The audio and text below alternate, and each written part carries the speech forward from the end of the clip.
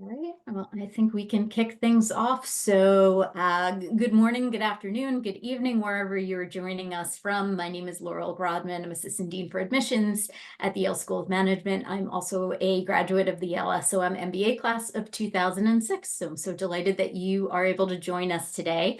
I am joined by my colleague, Julie Dahlquist, who's Senior Associate Director of Admissions at the Yale School of Management, specifically for our Masters in Asset Management program today. So thank you for joining. Thank you for your interest in the program. And we're looking forward to talking to you specifically about the resume and work experience sections of our application. So just to give you a little bit of the agenda for today, we have about 45 minutes together. We are going to kick things off by quickly reviewing the components of our Masters in Asset Management application at a high level and going over some important application deadlines with you. We're going to spend the bulk of our time delving deeply into the work experience section of your application, which really comprises both the work experience that you enter as well as the resume. We're going to try to give you some insider tips on those aspects of the application and what you can do to prepare best for those components of your application.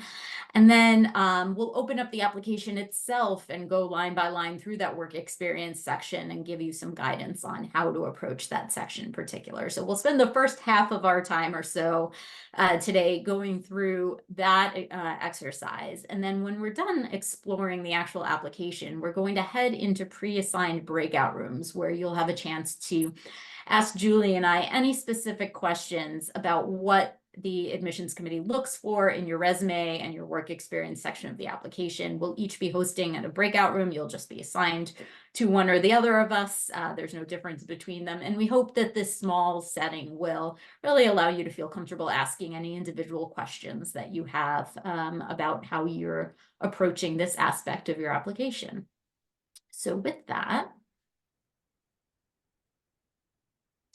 as I mentioned, we'll spend the bulk of the time today focusing on the resume and work experience. But before we dive in, I just wanted to give you sort of the broad view of how what our application process looks like and how we're assessing candidates for admission. And so within our evaluation process, we're really looking for three things overall. And each of these components that you see, within the application really gives us information about one or more of these three things that we're looking for. And so those are your academic preparedness with a particular lens towards assessing your quantitative preparedness. So this is a very rigorous program. In particular, it's a quantitatively rigorous program. And so while we don't expect everyone to have had exposure to every type of quantitative coursework out there, we are interested in getting a sense of what your exposure looks like to date to ensure that we're setting you up for success within the program.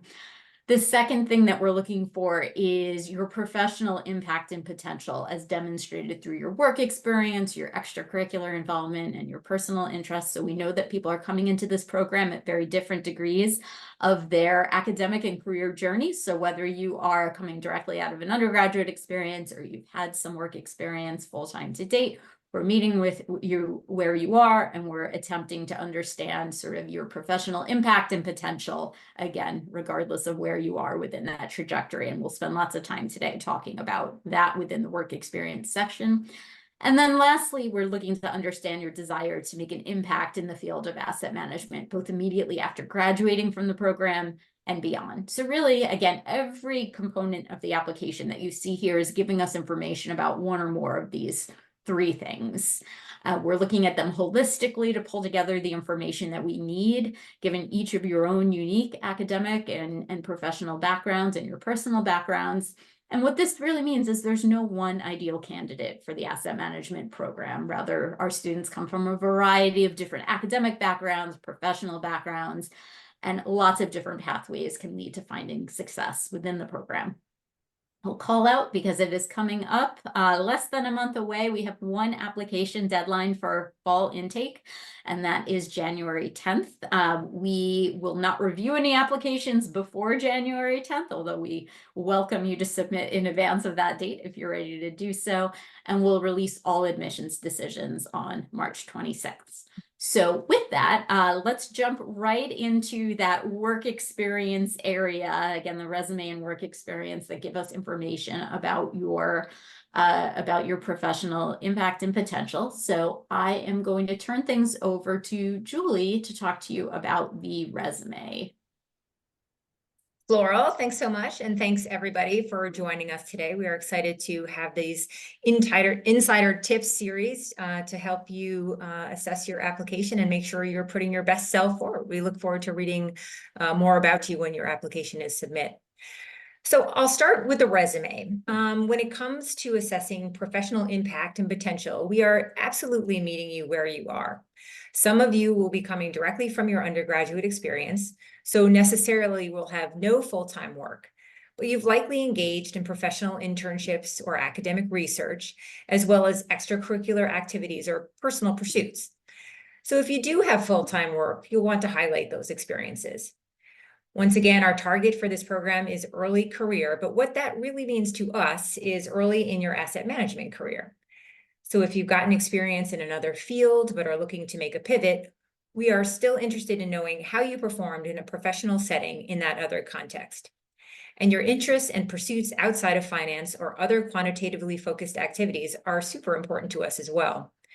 Even in the most quantitative asset management role, your ability to think strategically and connect the dots across industries or different disciplines and communicate to and collaborate with others will be critical. We're interested in seeing where you commit your time and how you operate and interact in a variety of settings. So when thinking about these components that of the application that help us assess these things, first we're looking at the resume. So the resume is a very important part of the application for us. It should showcase in a clear and concise way your academic experience, your professional experience, including internships, part-time work, research experiences, or any other non-classroom experiences you've had during school, and any volunteer work, activities, or interests that help you tell your story. In the Yale SOM application, you'll see we provide a resume template to use if you'd like. We very strongly recommend a one-page resume with a clearly communicated work progression, start and end dates, as well as a space for high-level academic experience and additional information that you may choose to include. Condensing your resume to one page is a very valuable exercise. It makes you really hone in on what is most important, which makes it much easier for the admissions committee to identify these experiences and accomplishments. Focus your resume bullets not simply on a description of your jobs, but on highlighting your accomplishments, your individual responsibilities, and the impacts you've achieved in each experience. A few more tips on your resume. If you've worked for a firm that is smaller or more locally known, it is very helpful to include a brief one-line description of the organization under the organization name on your resume. It is also important to represent your internships accurately on your resume. We can't stress this enough. For example, please be clear whether your work experience was an official internship with a record of employment in the company's human resources department, or whether you were working directly for a company employee, and the experience could be better defined as a part-time assistantship or PTA. Rest assured, and this is a big point that we want to make very clear, we understand and appreciate the value of each of these types of employment experiences. So don't worry about which variety of internship looks better on your resume. It is more important for you to be accurate, as we will be asking you to replicate this information in the work experience section of the application, and that will be ultimately used to verify your employment if you're admitted to the program. In addition, another insider tip, consider highlighting on your resume any quant or programming skills you used during an internship, PTA, or research experience. It's very helpful for the admissions committee to understand how and when you're applying skills learned in the classroom or in a research setting or an applied setting. We love seeing that.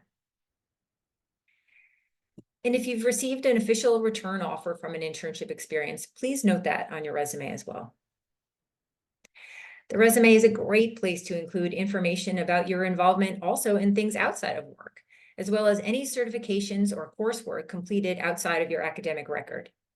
For example, are you currently pursuing a CFA charter? Tell us on your resume exactly how far along you are in that process. That's something that we would really like to know about. And finally, a little housekeeping note here. We read thousands of resumes. Please put it in legible font with ample white space. This is much more likely to get a close read than something that is barely legible. With that, we're wrapping up insider tips on the resume, and I will hand it back to Laurel, who will walk you through the work experience of the application. Laurel, take it away.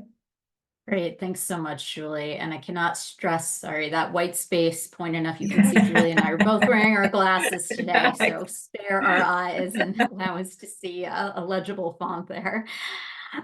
So the work experience section, which I'll open up in just a few minutes, really goes hand in hand with the resume. It may feel a little bit duplicative in a sense, but we really do get different types of information from each of those. So I'll start this by saying I really encourage you to take some time with the work experience section. I think that tends to be one of the areas that candidates might leave till the last minute and say, oh, I'll just, fill it in. It's not going to take a whole lot of time. I really encourage you to spend some time with it and leave enough time for you to complete it, because we use it, like I said, hand in hand with the resume, and they provide overlapping but supplemental information to one another. So a little bit about the work experience section itself. This section is going to ask you to list all part-time and full-time work experience, internships, supervised research experience, and all of this is since you graduated from high school, or whatever your secondary education looks like. So this includes any sort of work that you were doing during college, whether you are currently in college or whether you're a graduate, because we want to see the full breadth of that experience. We really feel that this detailed list of employment experiences, in combination with the resume that Julie just walked you through, is what's going to allow us to get the most fulsome sense of your work experience and allow us to evaluate your career path to date, as well as your potential to thrive in the asset management program after going through this program. So really take your time, as I said, with each of the work experience and entries. You're going to want to take time to reflect on each of the experiences that you've had and how they fit together to create a really meaningful portrayal of your professional journey. So we'll go again into some of the specifics in a moment, but you'll see that the work experience section is going to ask you for some pretty detailed information about each of your job entries. And this includes, the name of the organization, where that organization is located, the industry, but also things like the modality. So was this hybrid work, or was this remote work, or in person in an office? How you secured the position. So that's something that, for instance, we wouldn't have a sense of in a resume, but we want to know a little bit about the process you went through in order to secure your given position. So like I said, make sure that you spend ample time, or give yourself ample time to complete this section, because it's going to give us a lot of information that we haven't gotten specifically from the from your resume.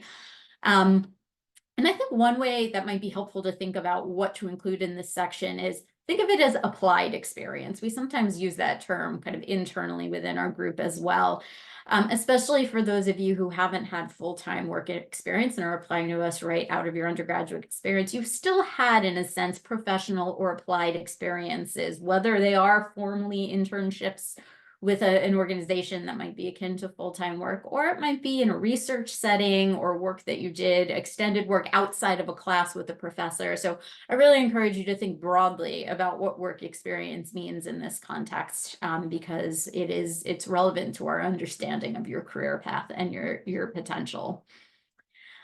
We really encourage you to connect the dots, and that's where I think the work experience section can do some help here in a way that a resume can't. If you've transitioned between roles, particularly in post-undergraduate, if you've moved from one work experience to the next, the work experience section really gives us an opportunity to hear why you've left a given role in pursuit of another one, or if you've had a gap in your experience. Again, these are things that are hard to communicate through a resume, but we give you opportunity in your work experience entries to detail why you left a position, as well as to communicate about any gaps in work experience that you've had of 3 months or more. Again, these are not necessarily negatives. You could be leaving a position for a very positive reason. There could be a perfectly legitimate reason for having a gap in your work experience, but it's so much better to be able to take the opportunity to tell us about that versus leaving us to sort of wonder why that might be the case. And so with that, if you give me just a moment, I'm going to transition to sharing my screen so we can look inside the application itself at the work experience section and go through some of this detail in a little bit more specificity. So,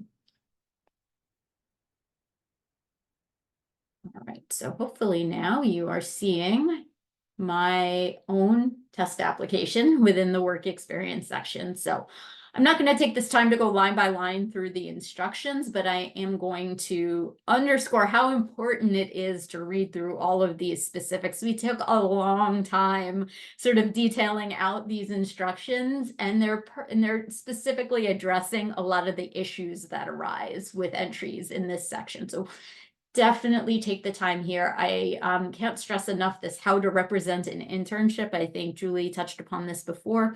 We know that internships come in many, many shapes and sizes. Some of them are official, some of them are individually working for an individual. These are all legitimate experiences that we want to know about, but it's extremely important that you represent it accurately because this is how we'll verify your work experience. And I'll say, I've said in another session we've held, the number one thing that holds up the review of a application is issues with your transcripts and not having enough academic information. I'd say the number two thing that holds up the review of an application is a confusing or inaccurate kind of entry about work experience. And this tends to come up the most when it has to do with internships and the variety of different internships that that people hold. So again, read this carefully and just make sure that you're representing things accurately, and we will be able to move more quickly and with more information about your internship if you do so. But the part that I really want to emphasize here is, again, these work experience entries. And so here's again where we get at a lot of the texture and the nuance that we don't get through simply a resume alone. So some of this is fairly straightforward, just entering some information about your organization, where it's located, but things start getting, I think, a little bit more interesting when you get to job type. So here's where, if you are undergraduate, most likely you are in a full-time work experience now, although not necessarily. But if you are entering experience that is more like an internship, you have a couple of different choices here. So I would emphasize your part-time employment is really what I would think of as a part-time job. So this is not an internship experience where you're looking to get a toehold into a particular industry and gaining some sort of developmental experience. Part-time work is just that. It is the equivalent of what you might be doing full-time, but it happens to be part-time. And so do not include internships under that selection. If you are representing an internship, we've given you sort of three options here, sort of a traditional summer internship, which would take place during the summer months in between your academic experiences, an off-cycle internship, which would typically take place while you are in your academic studies, although I guess it could happen kind of post-graduation as well, but not during the sort of traditional summer months. And then a part-time assistantship, which actually can mean, I think, quite a number of things, but is a title of an internship that we see coming up quite a lot. I think it is more often than not directly supporting a member of an organization versus the organization at large. But again, you will have opportunity to share that information with us in the collection points thereafter. So let's just pick summer internship, for instance. So we'll ask you, how many hours per week did you work, which gives us a sense of, again, what the cadence of your role was. As I mentioned before, we'll give you a choice of in-person versus remote. And we note if it in fact was sort of a blended or hybrid role, pick the modality which you spent most of the time in the role. So oftentimes someone's in a remote role and they might come in once or twice to present. That's a primarily remote role. So you just need to make a judgment call there. Ask for your employment dates. If this is your full-time employment and you're currently employed, there is instructions for how to represent that as well. We'll ask you for your starting and ending position. Again, this is more relevant, I think, for non-internship type roles where you may have had a different role when you started in the organization versus the ending point. We'll ask you some information about your compensation as well, and you'll have specific instructions if you were compensated on an hourly basis or had a different arrangement as an intern. Again, follow the directions closely there. And you'll classify, I think this is fairly straightforward, job, industry, and function, some information about your company. But here's where I think it starts to get a little bit interesting and maybe different from what you've encountered in other applications where you've been filling out this kind of information. We'll ask you, again, in your own words, for a brief company description and a brief description of your role. If you've had more than one role, focus on your most recent one for this. Again, this is in your own words, a summary of your company and what you do there. And I think this is really differentiated from your resume because your resume is more about your accomplishments. You should be focused in your resume on what are the things that you want to highlight that you've been able to achieve in the roles that you've had. And you really want to be able to save your limited real estate there to highlight those accomplishments. Versus here, we're asking, again, for a really brief job description. That's a little bit different than what we would see on a resume. So I actually think this frees you up to spend more time on your resume highlighting your achievements, so you don't have to have sort of a rote job description bullet within there. Here's where, as I mentioned, you'll have an opportunity to tell us a little bit about how you secured your position. So once again, this is something that you would not really have opportunity to talk about within your resume, but we want to understand a little bit about the process that you went through in order to secure the position that you were able to achieve. So this is an opportunity to briefly state that. Very important here, is there an official record of your employment with the company human resources department? And if you select no here, we'll ask for some information about how we may get into contact with your hiring manager. And once again, this becomes really important, not only within the admissions process, but if you do enroll at Yale SOM, we need to conduct background checks. And so having this information accurately reflect your actual work situation is really, really important there. I'm going to scroll up just a moment to show you, in the case of a full-time role, as I mentioned before, there's this reason for leaving. And I really, really like looking at this particular piece of information, and because it does give us some flavor and context about your work trajectory in a way that the resume alone doesn't. So definitely use this opportunity to walk us through your thought process in transitioning from one role to the next. The thing I least like to see here is got a new job, which we see a surprising amount of the time. It doesn't really give us any information about the choices that you made or the transitions that you chose to undergo. So really use this as an opportunity to connect the dots, as I said before, and help paint a picture for us. So the last thing I'll point to in this section, as I mentioned before, we do ask you about gaps in work experience. I'll underscore there are a lot of very good reasons for why you may not be employed for a given period of time. That's absolutely fine. It's better, though, for us to understand in your own words why that was the case and what you were doing during that time. And so you'll see there's a little bit of a opportunity here to share that information with us. So I definitely suggest you take advantage of that if you've had a gap of 3 months or greater in your work experience. So I think that's probably a good time to go back into our slides. So give me just a moment here to transition out of this view.